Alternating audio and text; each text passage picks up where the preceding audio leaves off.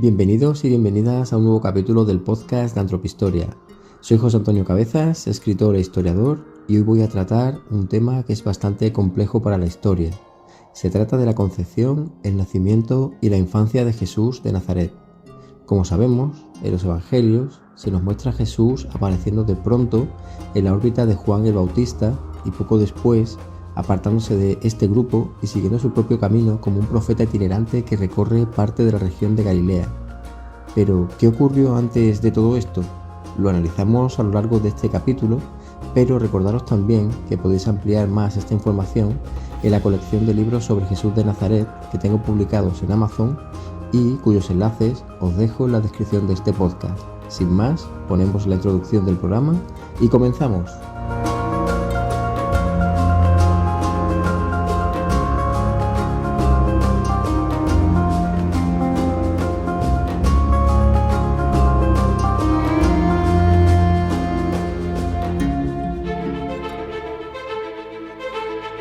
Antropistoria, un viaje a nuestro pasado.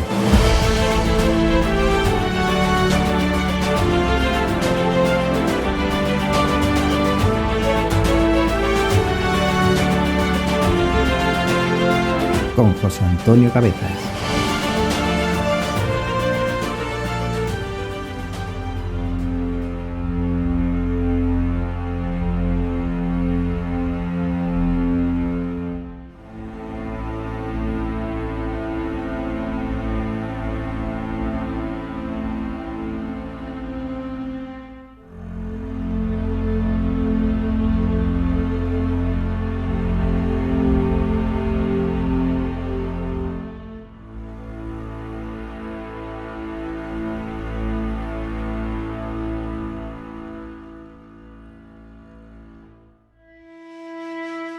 Como decía en la introducción, en los evangelios a Jesús de Nazaret se le muestra apareciendo de pronto en la órbita de Juan el Bautista y poco después apartándose de este grupo y siguiendo su propio camino como un profeta itinerante que recorría parte de la región de Galilea.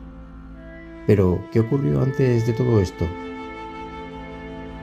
Está claro que algo tuvo que suceder, pero de esos primeros años de vida de Jesús sabemos poco o nada. Lo cierto es que solo en los evangelios de Mateo y Lucas, en sus dos primeros capítulos, aparecen algunos relatos sobre la concepción, el nacimiento y la infancia de Jesús.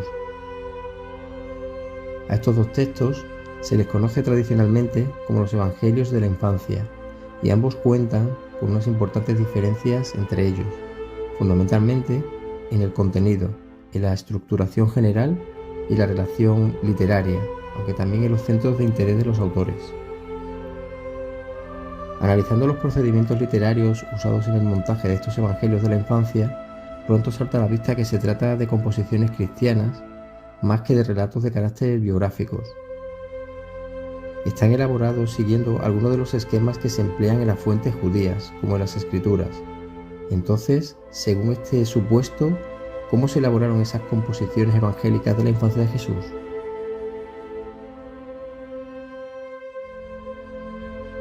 En primer lugar, los evangelistas Mateo y Lucas recurrieron a un género literario que se conoce como Midrash agádico y narraron el nacimiento de Jesús inspirándose en ciertos hechos, personajes y textos del Antiguo Testamento que eran conocidos por la gran mayoría de los judíos de la época. Está bastante claro que no fueron elaborados para informar sobre los hechos ocurridos exactamente, a la manera de una biografía actual al uso, porque seguramente sabían muy poco de esta etapa de su maestro. Más bien, crearon estos pasajes para proclamar lo que ellos consideraban la buena noticia de que Jesús era el Mesías davídico esperado por Israel, nacido para salvar a su pueblo. En un estudio histórico de la vida del profeta, por consiguiente, es conveniente que los estudiosos inicien sus investigaciones a partir del bautismo de Jesús en el río Jordán.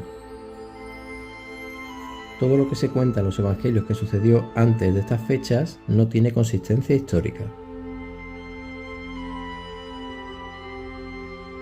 En segundo lugar, para elaborar las composiciones cristianas de la infancia de Jesús, y para remarcar más el carácter divino del Nazareno, Los evangelistas Mateo y Lucas crearon claramente sus textos, moldeándolos según una serie de pautas que estaban esquematizadas en la mentalidad de cualquier judío de la época.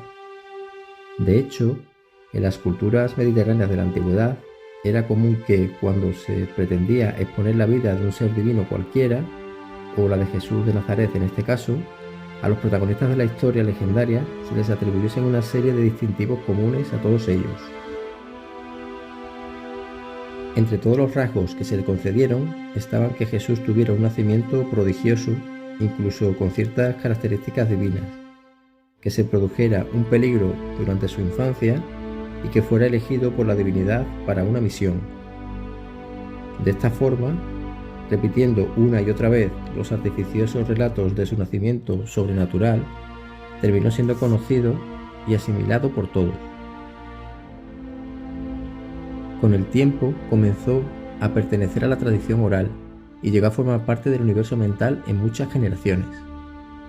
Pero, ¿cuáles fueron estos atributos característicos de los seres divinos de las culturas mediterráneas en la antigüedad que se le atribuyeron concretamente a Jesús de Nazaret para otorgarle ese halo de divinidad? Nos ha llegado, por la tradición cristiana, que Jesús nació en un pesebre, en Belén, el 25 de diciembre del año 1 a.C., en unas condiciones muy especiales, unos 6 días antes del comienzo del año 1 de la era cristiana. ¿Sucedió este acontecimiento así realmente? Lo cierto es que no es fácil tratar un tema como el nacimiento y la infancia de Jesús de Nazaret desde un punto de vista histórico, porque no existen datos fiables en los evangelios canónicos y menos en los apócrifos. En la mayor parte de los casos es necesario formular ciertas hipótesis en las que más o menos están de acuerdo una buena parte de los especialistas y algunas otras generalidades. Antes de empezar a abordar el nacimiento, es necesario puntualizar que en la tradición cristiana se conoce a Jesús como Jesucristo, Cristo o Jesús de Nazaret, pero que no todos estos conceptos se refieren realmente a la misma entidad. En primer lugar, muchos autores piensan que Jesús es la versión griega del nombre original hebreo Yeshua. En segundo lugar, Jesucristo constituye la unión del nombre propio de Jesús con la palabra griega Christos, que significa ungido, y que es al mismo tiempo la traducción del hebreo Mesías, que designa al heredero al trono de Israel, que es el ungido con aceite sobre su cabeza como forma de coronación. Y en tercer lugar, la designación de Jesús de Nazaret puede revelar su lugar de nacimiento o de residencia, o quizás se tratase de una especie de apodo si el lugar de Nazaret se entendiese como nazareno, nazireo o nazir. Este último término hacía referencia a aquel que se consagraba a Dios mediante un voto personal y se comprometía a no cortarse el cabello y a no consumir licores ni alimentos impuros, tal y como se relata en Jueces, capítulo 13, versículos del 4 al 7, a propósito de Sansón. Sin embargo, es muy probable que ninguno de estos términos expresase una forma habitual de nombrar a alguien en el Israel del siglo I después de Cristo. Lo más normal era que se conociera como Yeshua bar Yosef, Jesús, hijo de José, en su forma aramea, usando el vocablo bar en lugar del hebreo ben. La lengua aramea, como hemos visto en capítulos anteriores, era la que se hablaba en la zona en tiempos de Jesús, mientras que el hebreo se mantenía esencialmente como una lengua litúrgica. Igualmente, antes de tratar el tema del nacimiento, es necesario aclarar que la cuestión de la concepción de Jesús por María no interesa a la historia, porque los primeros capítulos de los evangelios de Mateo y Lucas se enmarcan dentro del hábito de la pura teología, de la mitología, de la leyenda o de las concepciones sobrenaturales de la mentalidad antigua. Así es como piensa la mayor parte de los estudiosos, incluso los católicos. La opinión general es que lo que en el fondo quería transmitir la leyenda de la virginidad de María era que ella tuvo relaciones con José, su marido, antes de tiempo, que Jesús fue un hijo ilegítimo y que este relato no fue más que una construcción cristiana primitiva para reparar esa realidad y para magnificar de paso al Mesías. Por último, hay que tener en cuenta que los evangelios de Marcos y Juan no tratan en ningún momento el nacimiento ni la infancia de Jesús. El de Mateo solo dice que estuvo en Egipto, pero si atendemos a que este relato está acompañado por las maravillosas narraciones de los magos, la estrella y la matanza de los inocentes, es un hecho dudoso y que además no puede ser comprobado por la historia. Luego se produjo la vuelta de Jesús de las tierras del Nilo y no se instalan en la antigua casa de José en Belén, sino que se asientan en la pequeña aldehuela de Nazaret, en Galilea. En el Evangelio de Lucas se cuenta algo más, pero lo que dejó por escrito es muy escaso y no demasiado fiable. En su texto, toda la infancia de Jesús se puede reducir a esta frase, abro comillas. Y después de cumplirlo todo, según lo que mandaba la ley del Señor, se volvieron a Galilea, a su ciudad de Nazaret. El niño crecía y se robustecía, llenándose de sabiduría, y la gracia de Dios residía en él. Cierro comillas. Esto se encuentra en Lucas, en el capítulo 2, versículos del 39 al 40. Y al final, hay otra frase que dice, abro comillas, Jesús iba progresando en sabiduría, estatura y gracia ante Dios y los hombres. Cierro comillas. Esto se encuentra igualmente en Lucas, capítulo 2, versículo 52. En Lucas, capítulo 2, versículos del 41 al 50, como ya he explicado en algún otro capítulo anterior de este podcast, también hay un segundo episodio que todos conocemos y que es verosímil, el del niño perdido y hallado en el templo. Aunque las mujeres no tenían la obligación de ir a Jerusalén, es totalmente creíble que lo hicieran en algunas ocasiones junto a sus esposos, al igual que también lo era que fuera un niño, como en este caso lo hizo Jesús. Los historiadores no sabemos ciertamente a qué edad se entendía que un jovencito, por lo general, estaba ya obligado a cumplir la ley, posiblemente a los 12 o 13 años. En este caso, el nazareno lo hizo a los 12 años. La historia de Jesús entre los doctores, que así es como se le conoce, es, o al menos parece, fantasiosa. Cuenta que en una de las peregrinaciones de Jesús con sus padres a Jerusalén, él se perdió y sus padres no se dieron cuenta hasta que iban de vuelta y llevaban una jornada de viaje. Al percatarse de que el niño no iba en la caravana, se volvieron a la ciudad santa para buscarlo y no lo encontraron hasta el tercer día. Cuando lo localizaron, estaba, abro comillas, en el templo, sentado ante los doctores, escuchándolos y haciéndole preguntas, cierro comillas. Esto se encuentra en Lucas, capítulo 2, versículo 46. A mi juicio, este pasaje puede ser tenido en consideración, porque el historiador judío Flavio Josefo narra de sí mismo algo equivalente. Cuenta que en Jerusalén, cuando tenía 14 años de edad, los doctores de la ley le preguntaban sus dificultades y que él las resolvía. En cambio, en el caso de Jesús, existe mucha duda sobre los números. Por ejemplo, el número 12, que son los años de edad, y el 3, que son los días que tardaron en encontrarlo, ya que hay otros paralelos con esas cifras en el Antiguo Testamento y en otros autores de la época. 12 eran los años, por ejemplo, que tenía Salomón cuando fue nombrado rey y comenzó a ser cantor y profeta, según cuenta Flavio Josefo en su libro Antigüedades de los Judíos.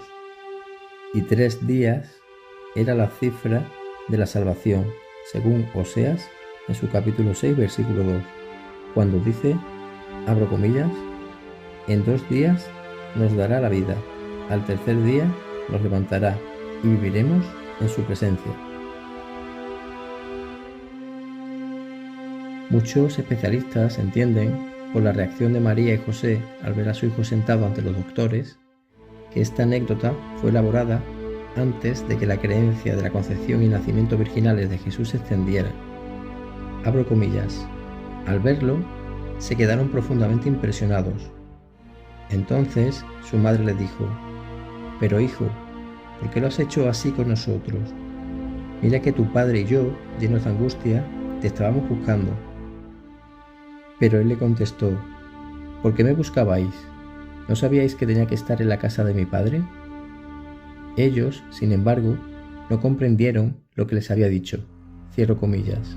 Esto se encuentra en Lucas, capítulo 2, versículo del 48 al 50. Si tenemos claras estas explicaciones previas, cabe preguntarse: ¿cuándo nació Jesús de Nazaret? Las fuentes de información con las que contamos para responder a esta cuestión son principalmente, como decimos, los relatos de los dos evangelios de la infancia, de los que forman parte los capítulos 1 y 2 del Evangelio de Mateo y los capítulos del 1 al 3 del Evangelio de Lucas.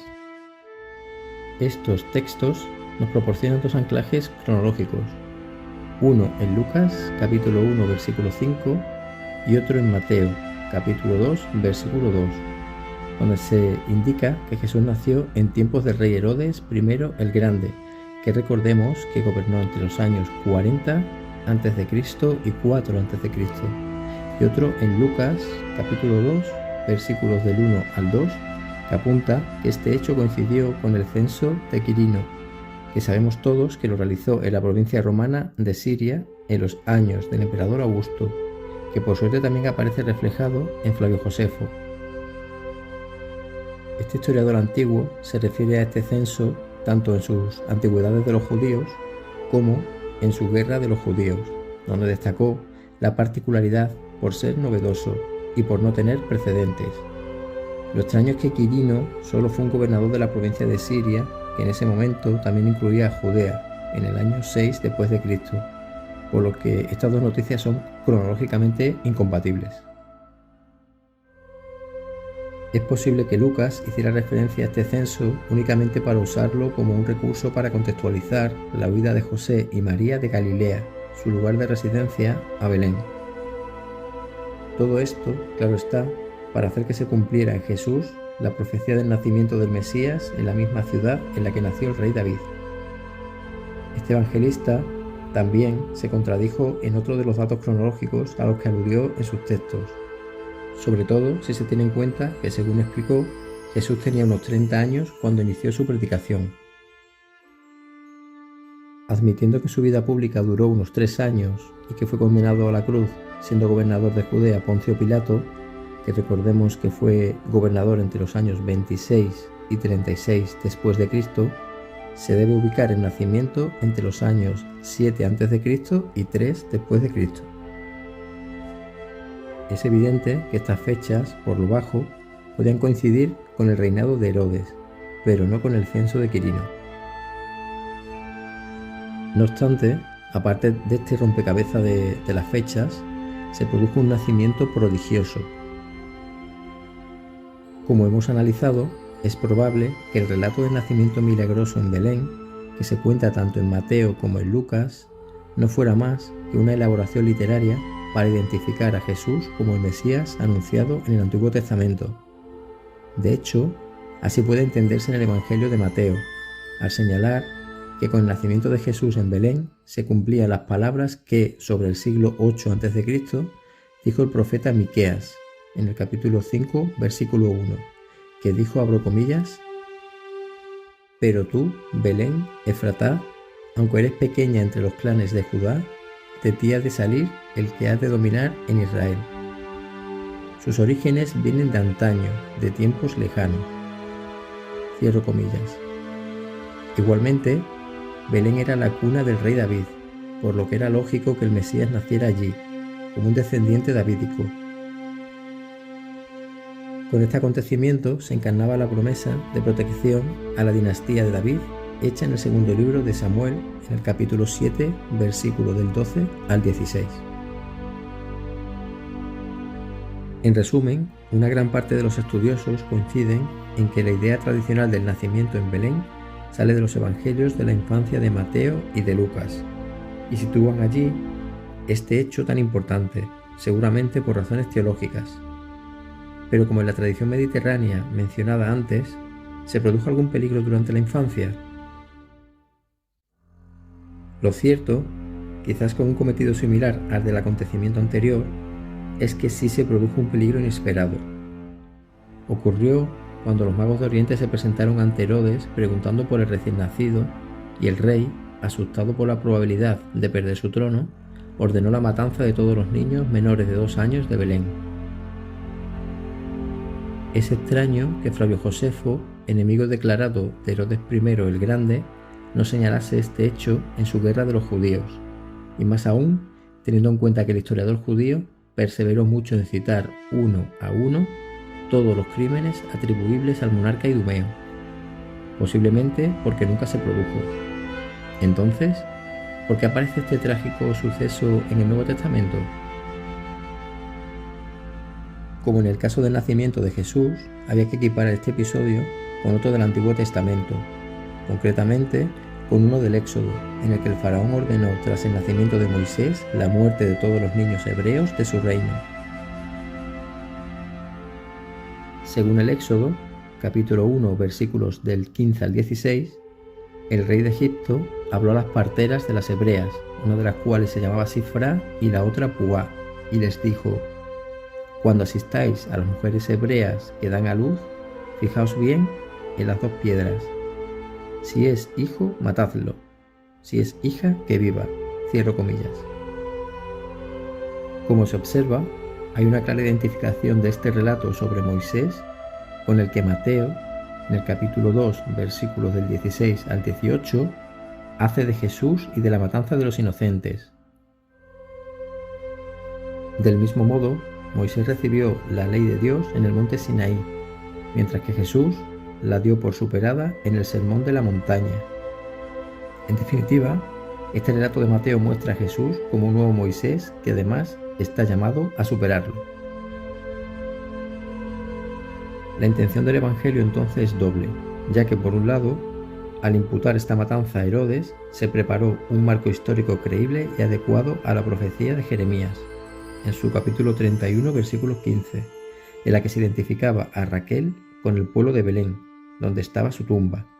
De esta forma, los fallecidos hijos de Raquel eran equiparables a los supuestos niños asesinados por orden de Herodes en Belén. En el mismo relato, por otro lado, Jesús sufrió una persecución que era característica de los niños que estaban llamados a cumplir una misión que estaba fuera del alcance del resto de la humanidad. Se trataba de un caso similar al que sufrió Moisés, aunque también hay otros paralelos en las leyendas como las de Rómulo y Remo, las de Ciro, etc. Siguiendo estos parámetros, el lector del Nuevo Testamento, tanto judío como gentil, desde el comienzo del relato, se percata de que el protagonista es un personaje prodigioso que encaja perfectamente en este prototipo de héroe nacional o mitológico.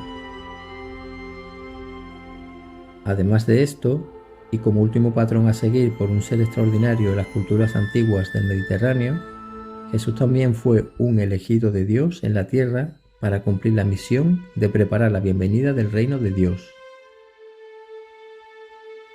Aparte de estas narraciones de los evangelios de la infancia de Mateo y Lucas, que miran claramente a Belén, el resto de los textos evangélicos nos muestran que Jesús nació con toda probabilidad en Galilea.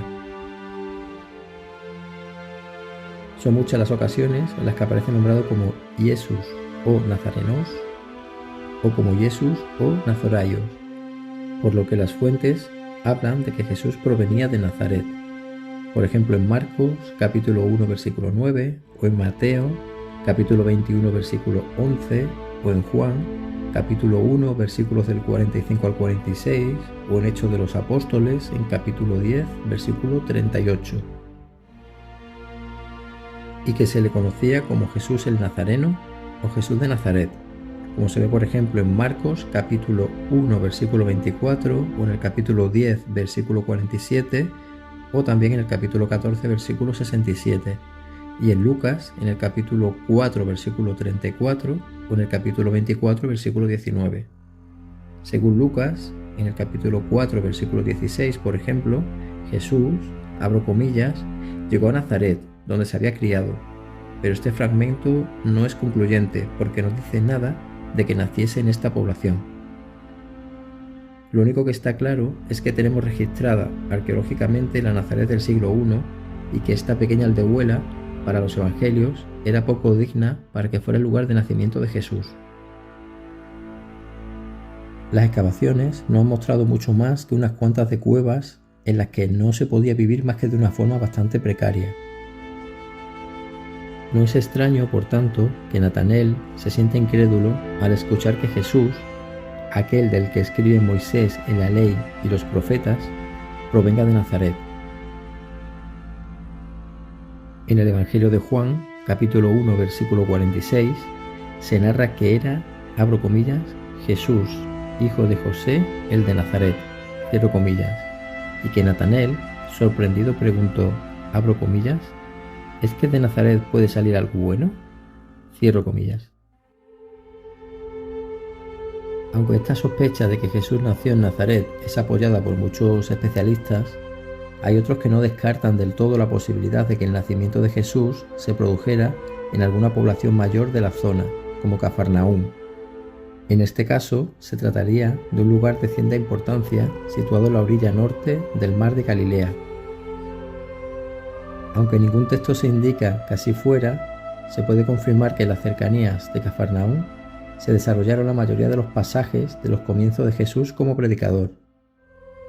Como maestro de la ley, por ejemplo, enseñó en la sinagoga de Cafarnaúm, y cerca de allí tuvo lugar el milagro de la multiplicación de los panes y de los peces, la curación de la suegra de Pedro, la vocación de los discípulos o la tempestad calmada, entre otros pasajes. Además, de allí eran oriundos algunos de los primeros discípulos, aunque también los había en otras poblaciones vecinas como Besaida. Lo cierto, fuera de uno u otro pueblo, es que Jesús procedía seguramente de Galilea, un territorio situado en la zona norte de Israel, en el que existía una población muy mezclada. Fue por esto último por lo que los judíos más ortodoxos consideraran esta región como pagana y la denominaran como la Galilea de los gentiles, esto es, de los no judíos. De la misma forma, esta zona era conocida en el siglo I por estar habitada por gente con un sentido grande de la independencia y que, por tanto, era difícil de gobernar. Como ya hemos visto en algunos capítulos anteriores de este podcast, allí brotaron algunos de los numerosos movimientos revolucionarios de liberación, como el protagonizado por Judas el Galileo.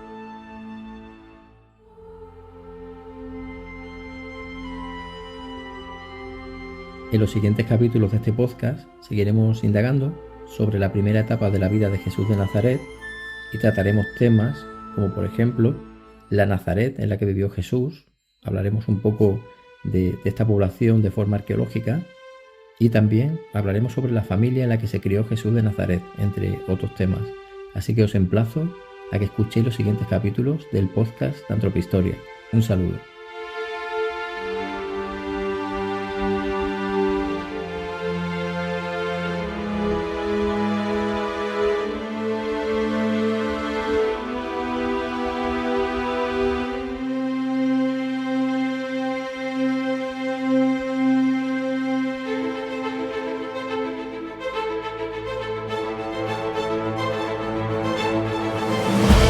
Esto ha sido todo por hoy. No olvides suscribirte a nuestro canal para no perderte ningún episodio de nuestro podcast y recuerda que también puedes seguir Antropistoria en las redes sociales Facebook, Twitter, Instagram, LinkedIn y Telegram y nuestra página web antropistoria.com. Hasta nuestro próximo capítulo.